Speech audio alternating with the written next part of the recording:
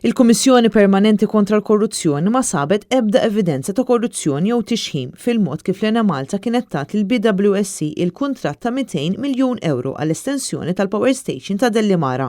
L-investigazzjoni dwar dan id-dil kienet bdiet fl-2009 wara storja illi deret fl-orizzont.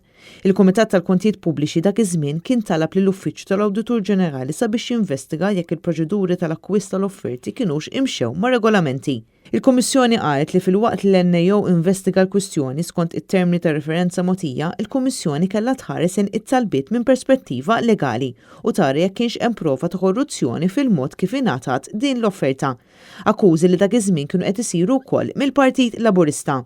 L-awditur kien ikkonkluda li ma kien sab l-ebda evidenza ta' korruzzjoni fil-proċeduri tas-sejħiet għall-offerti fl-għażla tal-impjant għall-estensjoni ta' Dellimara. U skont it-Times, il-Kummissjoni Permanenti kontra l-Korruzzjoni qalet ukoll li ma sabet ebda evidenza li kien hemm flus illi ġew skambjati kif kien qed jiġi allegat, jew li dan kien jinvolvi xi uffiċjal pubbliku jew politiku, fatt li waqal kollu snin sħaħ ta' attakki mill-Partit Laburista u l-midja tiegħu. L-allegazzjoni ta' korruzzjoni kienet bdiet minn email fejn fiha xi ħadd mill-Ena Malta qal il-kwistjoni kellha tiġi investigata. Il-Kummissjoni konkludiet li ma kien hemm ebda evidenza ta' verità f'din l-email. Dan kollu juri li l-Partit Laburista kien ibbaża l-informazzjoni tiegħu fuq sempliċi email li ma kienx veritiera.